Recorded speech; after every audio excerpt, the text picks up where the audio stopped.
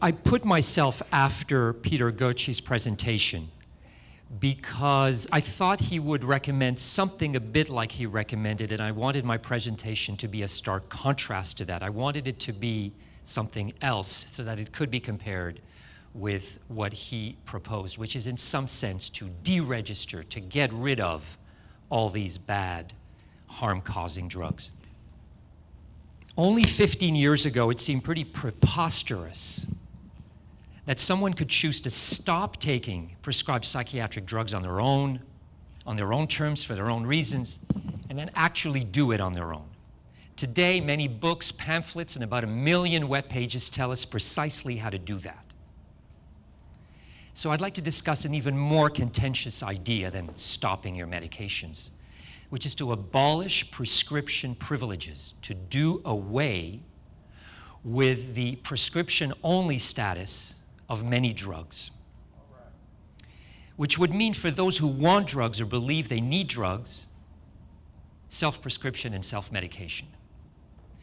Doctors and other knowledgeable people could still guide and advise and recommend specific drugs and durations and dosages and even monitor people if they wished, but no one would need someone's authorization to choose which drug, and it could just simply be the drug on the market that's approved by the FDA, if you will. No one would need a doctor's authorization to take that remedy. Now, I understand it's risky to propose something that seems to fly in the face of common sense, common practice. Prescription privileges are so ingrained in popular professional consciousness that I could not even find a single case for why the arrangement is a good arrangement. So this is not about granting psychotropic drug prescription privileges to psychologists so they can then compete with doctors. This is not about this. This is about granting everyone, librarians, plumbers, yourself, at least adults, for now, let's say, the right to choose healing through drugs. Perhaps with a mechanism like a driver's license, let's say for anyone over 18, a drug-using license. This is also not about encouraging or discouraging the use of drugs. It's not about whether drugs or not are harmful to people. By the way, Pharmacon, the original meaning, the Greek word for drug, means simultaneously poison and remedy. So this is about how to live with drugs because they're here to stay, whatever you say. This is about how to protect people from harm from drugs. It's also about asking, since many people derive benefits from using poisons and have long done so, about asking how to best help people, if they want to, find the benefits that may be found, if they so believe, from poisons. And it's also about how to ensure the most benefits and the least risks with democracy. It's not just about running a show with, say, public health principles, like, for example, preventing suicide at any cost. Or, in other words, public health principles being the only guide to run the prescription system, which could be as nightmarish and totalitarian as the most totalitarian states that we've had. We need other principles, and we, so far, use, at least, we pay lip service to democracy. Ostensibly, society justifies prescription privileges because drugs can be dangerous products, and no layperson can or should be trusted to use them responsibly or carefully, properly. No layperson could be sufficiently informed of risks and benefits of drugs to make such decisions. So we need a knowledgeable intermediary, today the licensed doctor, who should approve what you put into your body and theoretically be held responsible for the strategy if it misfires. This is commonly called protecting the public. Prescription privileges do protect the public, protect some people, but this may be a very thin layer of protection, as I'll be arguing. Today, an important effect of prescription privileges is to enable drug firms to capture the collective judgment of entire medical disciplines and to harness that judgment to benefit the drug firms.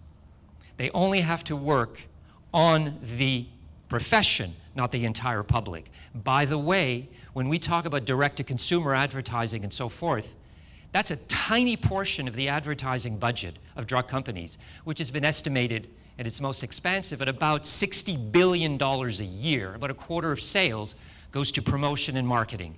Only a tiny percentage of that, perhaps under $3 billion, goes to direct-to-consumer advertising. The majority goes to the doctors to sway their judgment.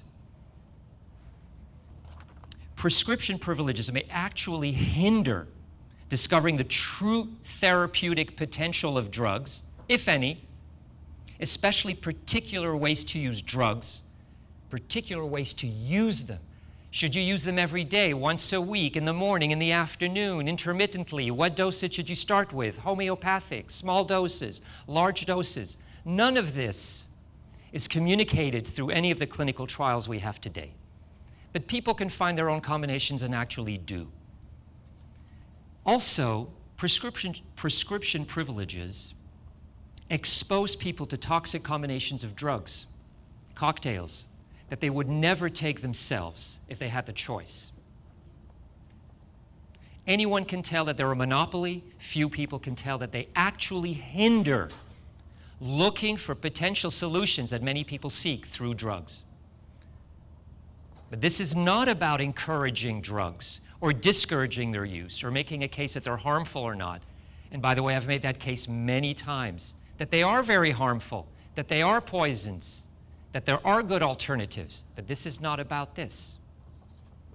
So I focus on the situation with respect to the so-called psychiatric or psychotropic drugs, medications if you want, but the idea applies to all drugs. But it's starkly illustrated in the case of drugs whose prescription doesn't depend on any biological abnormality in your body. It's purely to change your behavior. And I want to also point out, here's a little digression, that a lot of drugs that are not considered psychoactive or psychotropic or what have you, or psychiatric, from statins or statins to steroids, have psychoactive effects. You could look at any of the patient inserts or FDA labels of practically any drug on the market today, and you have 50 to 60, if not more, psychoactive effects of any drug.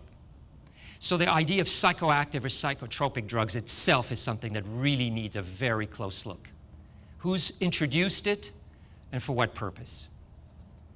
So abolishing prescription privileges has been justified for many different reasons. There's only two psychiatrists I know who have publicly advocated it in some way. One is in this room, it's David Healy, and another one was in this room, and it's Thomas Szasz. Each one for completely different reasons. Thomas Szasz had the libertarian position. His position was the state should not interfere with private business if that business doesn't involve messing with your own right to be left alone. So to him, buying, selling, ingesting drugs was that sort of thing that should be beyond the realm of the state. And he had an aphorism. So he discussed a free market in drugs for about 30, 40 years. And one of his aphorisms had to do with comparing the benefits that unless we compared the benefits of legal drugs with those of illicit drugs, and the examples he gave was lithium and opium, then the benefit of the drug as the patient-defined benefit would become unknown and unknowable. Unless you could compare all the options, you would never know what truly would benefit the patient. Now, David Healy's position has been different. It's been a more, I would call, a therapeutic justification. And David Healy, I would say, in a couple of books, Antidepressant Era, and I think the invention or the creation of psychopharmacology, ends the books with discussion on prescription privileges. First of all, he calls them a conspiracy against the public. That's what he calls prescription privileges. And he talks about his own prescription privileges and how they enable him to do things that nobody else can do, self-prescribe, etc. Now, what's his case for abolishing prescription privileges too? He thinks that a lot of the drugs, and the examples he uses are the SSRIs and imipramine, are a bit like tonics. In other words, When you use them sort of in low doses and in moderation, they don't harm too many people. And they kind of improve things in non-specific ways like appetite, like sleep perhaps. And they should be available over the counter because of this idea that the patient who is looking for the drug and comes to the prescriber is treated like an addict. And there's a quote from his 1997 book, I believe, The Antidepressant Era. I don't have to go through a system that was put in place for addicts. I don't have to listen to someone who I know isn't listening to me advise me about drugs that he has never taken and probably never would. There are 4 factors I want to discuss for the remainder now to say what are the convergence over the last 20 years that suggest that maybe this is an idea whose time has come. And to me, in a sense, self-prescription is sort of a natural next step for regulating our pills and potions. The first is that prescription is divorced from diagnosis. In fact, there's only a tenuous relationship between a drug you're given and a diagnosis you have. I'm talking about mental health practice. There's no known pathology to guide prescribing. It's only what we want to happen in so-called clinical experience. Of course, some diagnoses are paired with some drugs, like psychoses with antipsychotics and depression with antidepressant. But these are just names, and these are far from exclusive pairings. Any drug may be prescribed to any patient with any diagnosis. We know that. And so if we can find any indication for any drug class for any diagnosis, then the question is, why do we need a diagnostician as an intermediary? Why do we need a diagnostician to stand between the patient and the drug? One answer is that psychiatrists possess unique knowledge. They individualize the prescription. But we had Alan Francis here remind us that it takes 7 minutes for the average consultation and prescription.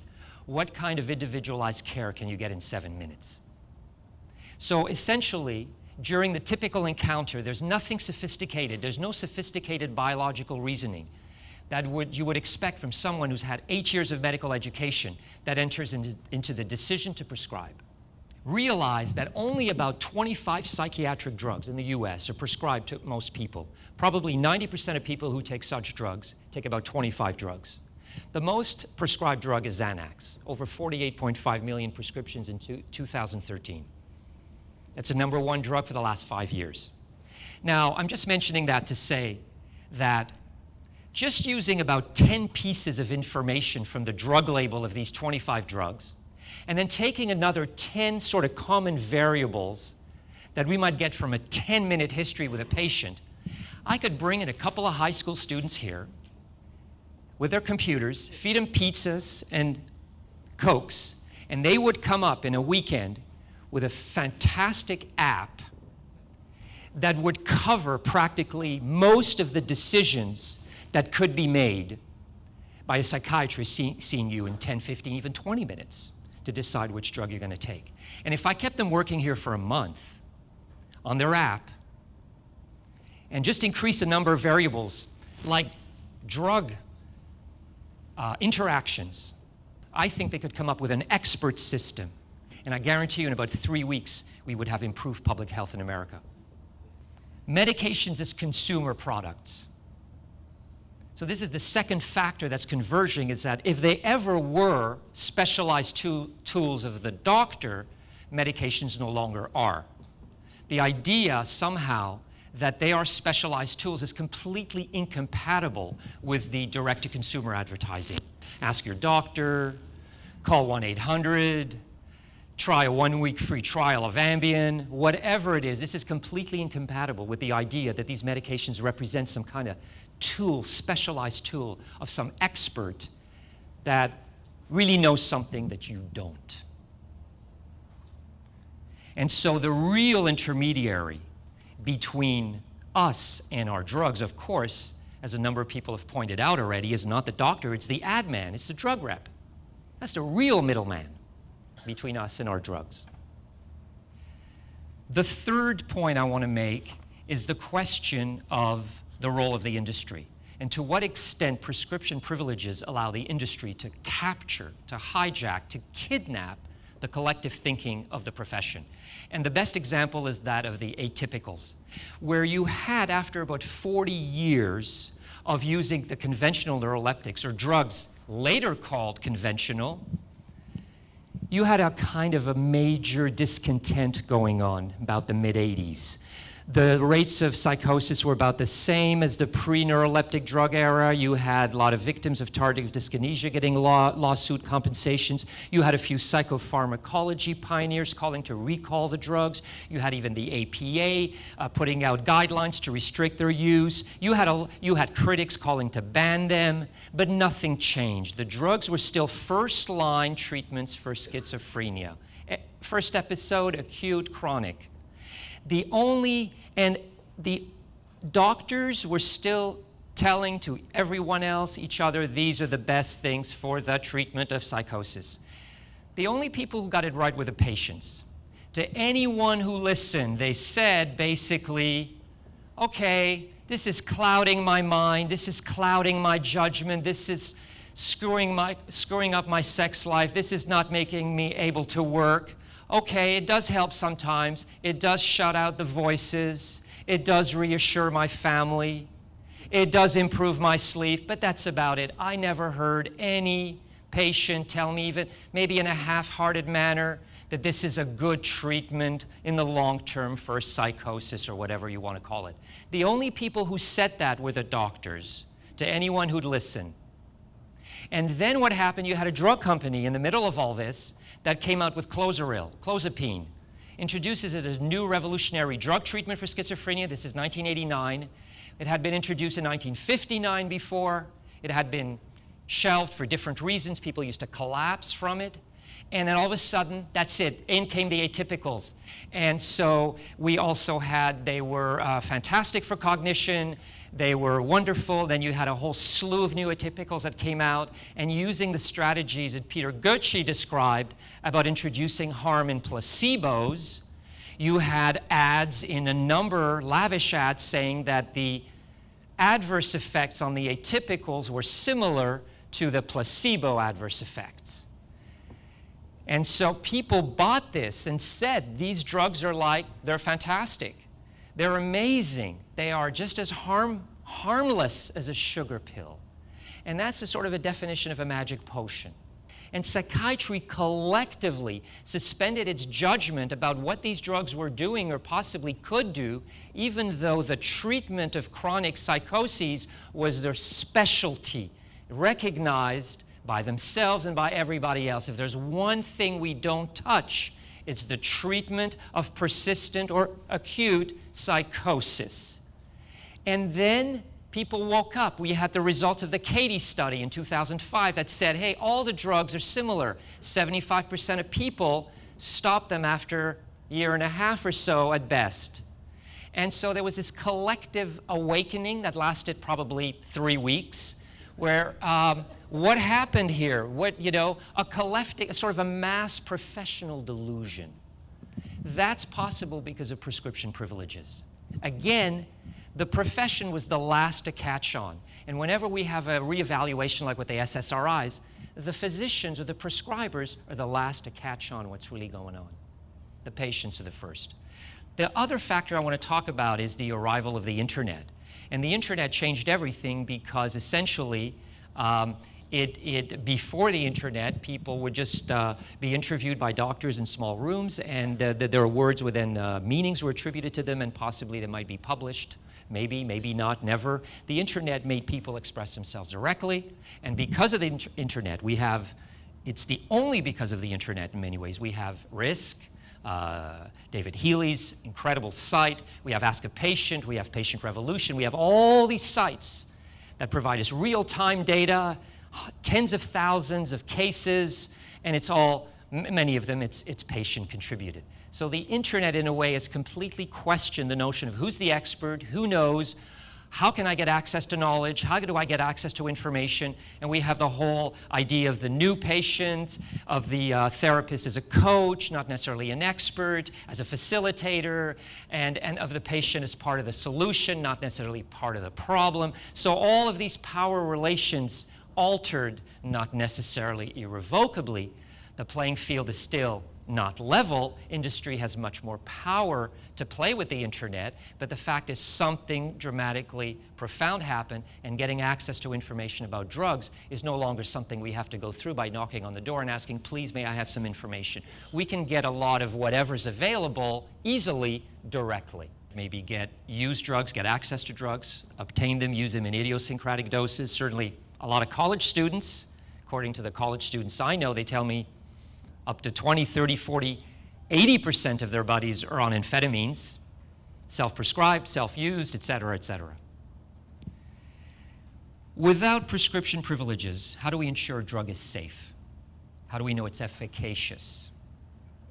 Well, safety should be the formal concern of the FDA, the sole formal concern of the FDA. No matter what we think about the FDA's understanding of the mandates it got in 1962 to evaluate safety and efficacy, the fact is it's a huge bureaucracy that exists with relatively large resources, relatively speaking, much less than the drug industry, of course, where the advertising budget of a couple of drugs dwarfs the entire budget of the FDA for all the foods and drugs that it has to monitor. So the fact is, it's a bureaucracy that exists to deal with safety of foods and drugs on the market. So I'm not going to touch on the issue of safety right now, too much. But just to tell you, that should be the only formal concern of an agency like the FDA. Is a drug safe?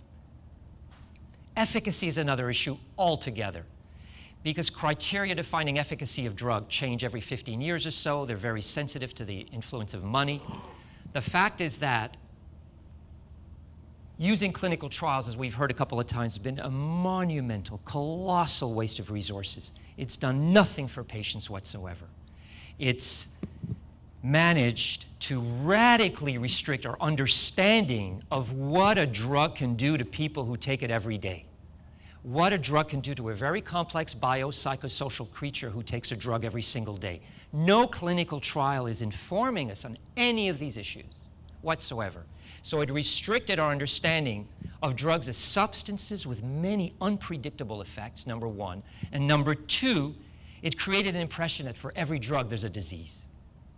And that's why diagnosis, as we know, is so important to the drug industry, because that's how they sell drugs. You have to prescribe a drug for something, and what that for is all the diagnoses that have been coming and that we know that are used and promoted in order to sell drugs.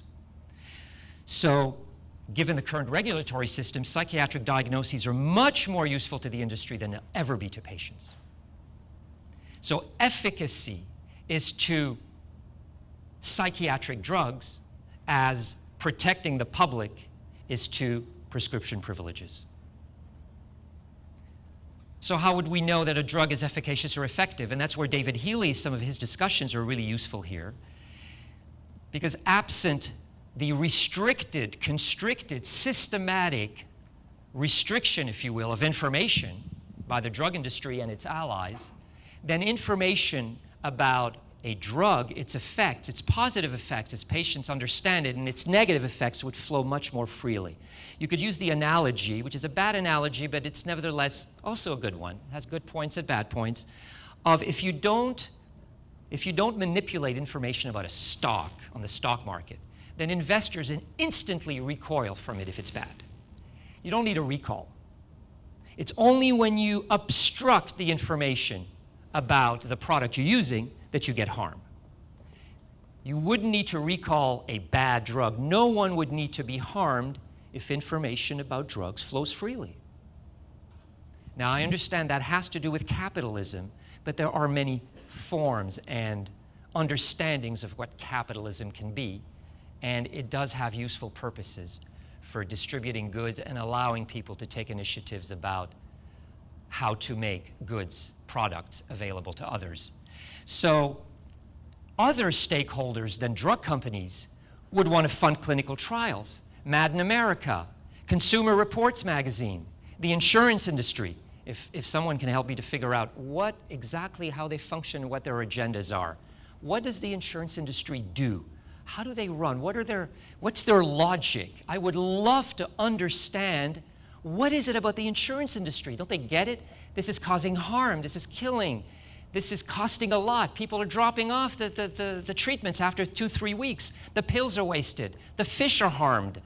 What exactly is going on with the insurance industry? But that's another story. The point is that a clinical trial, if efficacy for a diagnosis is no longer the reason why you might want to use a drug, then we could have many creative options about what are you testing. Maybe you want to test lithium against housing and Gomori's problem solving. Maybe you want to have lithium and opium. You want to compare whatever realistic options people might think, rather than what a drug company tells you is the only realistic option, which is a drug with something called a placebo, and in the 50s, an active placebo. So really the idea, and you could even fund as a researcher through crowdsourcing, you could fund your clinical trial. So I want to stress that behind this notion of abolishing prescription privileges, this is not just a sort of a fancy idea, just like a thought experiment. But I want to stress that, at least for me, what lies behind it is the wish to free psychoactive drug use from its pseudo-scientific pretensions, its fake disease justifications, and its financially puffed up and power-hungry medical legal guardians, enhanced by sort of a technological matrix that could develop daily, as it does, a truly consumer-oriented, I hate to use the word, cosmetic psychopharmacology might actually bloom. There are many unanticipated consequences to any kind of reform like this, but we don't have to make it a radical reform. There are many possibilities for experiments of such an idea. You could test it out in closed settings. You could test out limited prescription privileges to the patients in a hospital. You could test it out in a neighborhood. You could test it out in a pharmacy. You could test it out in a Soteria-like residence. You could have guided versus not guided, plus the iPhone app. You could have all kinds of options on a limited level where people could be trying things out, and you could compare it to business as usual or care as usual. This is not necessarily a radical idea that has to be applied yes or no instantly. You could try it out with drugs only that are approved on the market, and we don't have to bring in the illicit drugs that someone might want to compare as a form of treatment, like cocaine instead of prescribed amphetamine. The idea is not to remove doctors as guides, as advisors, as experts, as recommenders, as monitors. That's, in my view, is a fantastically legitimate and helpful role. It's again the issue of who is supposed to authorize me. And this is a situation with drugs. And drugs can really be compared to books in many ways, because books just lie there. They never touch you if you don't go and reach out and touch them first, unless they're imposed on you. And number two, books can be extremely powerful on your body and your mind, and they can be extremely dangerous or extremely helpful. And books, like drugs, have been prohibited for many periods of time. So there's an analogy we want to think of about, we take it for granted that we can have access to any book we want today. Even if it's a dangerous book, even if it's a book on how to kill ourselves, we still believe that people should have the right to access things that may be dangerous for them, because we're surrounded by danger all the time, but we learn ways to deal with it. And so that's why I'm making this analogy to books, that in a democratic way, to have access to drugs that you may want to use to heal yourself is really a freedom of conscience and a civil rights issue, fundamental, and it's directly relevant to transforming mad science and reimagining mental health care. Thank you very, very much.